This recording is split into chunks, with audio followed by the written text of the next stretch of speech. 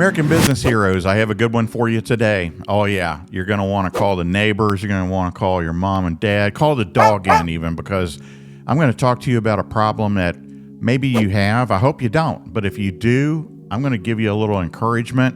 I'm going to give you a little gumption to go out and solve this problem. So what the heck am I talking about? Well, I'm talking about getting rid of a customer. Wait a minute, Dave. Are you saying these customers that we fight so hard and we do all this stuff for to try to get them into our businesses, you're talking about getting rid of 1, 2, 3, how many? What are you talking about here?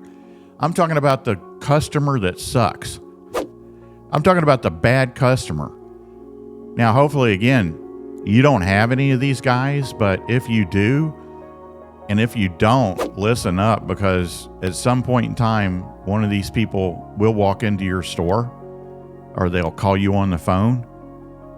They're going to be a constant problem. I'm talking about the bad customer that's a constant complainer. You can't do anything right for them. And no matter who waits on them, serves them, whether it's your staff or even yourself, you just can't do anything about it. They have a problem all the time.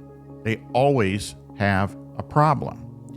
So I'm going to give you 3 reasons to get rid of this bad customer.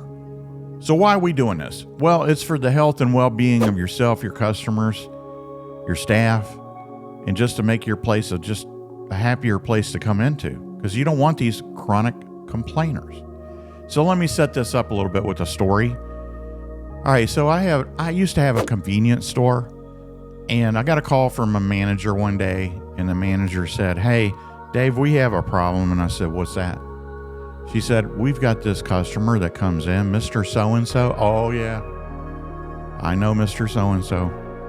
Well, he comes in here, and he gets his item. He comes up to the counter, and he just berates our staff every day. And he's in here every day. Wow. Okay. All right. Tell you what, I'll come down there and I want to talk to you a little bit about it. So I went down to the store and I talked to him about it and said, what time of the day does this person usually come in? "Oh, it's every day at 9 a.m. Okay, great. I'm going to be down here at 9 a.m. and I'm going to kind of hide in the back a little bit because I want them to carry out in their normal behavior, and not be changed or altered if I'm standing there." So I was hiding in the back, and sure enough, around 9 o'clock, here comes Mr. So-and-so. Comes into the store, he gets his item, and you got to know who I'm talking about. They walk up like, they get that look on their face. They're not a happy person. In other words, I'm saying they're not a happy person. So they go up to the counter, and the staff, I can see what they're doing. They're in the back. They're like drawing straws to see who's going to go up and take care of the jerk, right? They're seriously, they're back there. And if you don't think this happens, I'm telling you, it does. They're in the back. They're saying, I waited on him yesterday. Today it's your turn. Well, I waited on him the day before. Well, Julie doesn't want to do it. If I have to do it again, I'm out of here. So yeah, that it's so bad that nobody wants to wait on the guy, which is, in reality, here's how it sets up, right? He comes up to the counter, he's standing there, and he's waiting, because nobody wants to walk up to him. So he gets mad. So there he goes. He causes all the trouble, gets the staff member, the cashier at a convenience store. I can't remember who it was, but they're probably like 16, 17 years old, standing there, maybe 18. And they start crying. I'm like, oh, I've had it. I've had it with this guy. So I walked up to him and said, "Hey, you got a couple of minutes? Let's step outside for a second." "Yeah." All right, so we go outside, and I said, "Here's the deal. I don't ever want you back at this store ever again." "What? Wait, what? You can't do that." "Oh, yeah, I can. This is public property." What? You think you're at the state park? No, it's not. It's not public property. It's private property owned by me. And I'm saying, do not ever come back. Do you know how much money I spend at this place? Get that little head thing going, get a little cocky about it, get a little arrogant about it. No. And furthermore, I don't care. Well, I just don't think this is right. What? Look, every time you come in here, you're a problem. I'm getting rid of the problem. Bye-bye. And off he went. I went back inside. They said, what'd you do, Dave? I said, I told him I don't ever want to see him back again. And if he does come back again, call the police, because I'm going to go down and file the proper paperwork to keep him off the premises. Well, guess what? I mean, I got like an ovation from the manager and the other staff members that were there. They were like cheering me because I just got rid of the problem. But let's get back to this, because you're still thinking, I know where you are right now. I do. You're thinking, well, how do I determine who that is? And then how can I be okay with getting rid of this guy? Telling him not to ever come back again. So you determine it by asking yourself a simple question. Every day that this person comes in, do they cause a problem or two problems or three problems? And if the answer is yes, you don't want that person. They don't want to be in there. All they want to do is complain.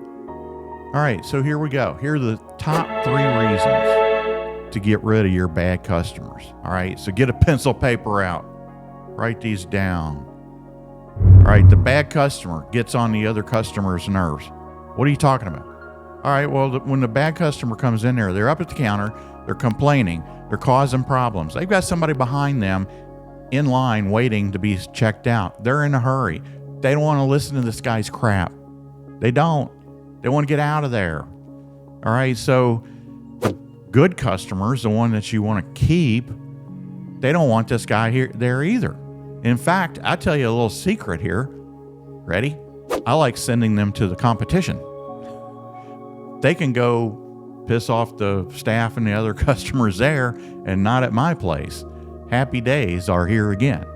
All right, so yeah, they make the other customers angry, stressed, mad, and they will run your good customers off. All right, number 2, the second reason that you want to get rid of the bad customer, because it causes you, the owner or your manager, stress, anxiety, and time. My gosh, the time. How many times has he come in? I want to speak to the manager. Is the owner here? Is the owner here? I want to talk to him. I want to get this straightened out right now. And you're like doing busy work. I mean, you're doing important work. You're busy. And you don't want to deal with this guy, just like your staff doesn't want to deal with him. So, yeah, he takes up your time. That's the second reason to get rid of the bad customer. The number 1 reason to get rid of the bad customer, and this is a big one, he causes so much strife for your employees, your staff members, that it makes your place a terrible place to work. They will quit, and furthermore, they won't reach out to some of their friends who may be really good people to say, hey, you need to work with me. You need to come on over here and work at such and such company because it's great. They take care of you here. Yeah, so the bad customer will run off your good staff members also. Now, when you get rid of the bad customer, the staff will love you. They will give you an ovation. They're going to think you're the best boss, the best owner in the world. And you know what? Your customers will too, because your customers will be thankful that you stood up to the guy, because nobody else has ever stood up to him, right? But maybe you're still having some second thoughts about trimming out the herd. Okay, so let me give you one more.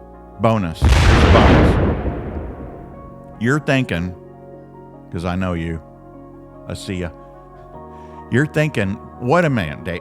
You're talking about the loudmouth, right? Yeah, I'm talking about the loudmouth. Well, what happens when he runs out in the community and he talks to his friends? No, he doesn't have any. He talks to his neighbors if they haven't run away already. But he goes out in the community, he talks to everybody. He says, you won't believe what happened to me. That guy down there ran me off his property, said, do not come back. Yeah, the people that he's talking to, here's the deal. And here's why this is not negative PR, but rather it's positive PR. You're dealing with a nut. Everybody that knows him knows that he's a nut. When you get rid of the nut, everybody's going to think you're the greatest business owner in the world. Because again, you stood up to him. You made your place a little more happier for your customers, your staff, and yourself. Yeah, so think about it. Hopefully you don't have any of these guys, but if you do, all joking aside, get rid of them. Get them out of there. Tell them not to come back. Make the world a better place and send them to your competition. Have a great day, American business heroes.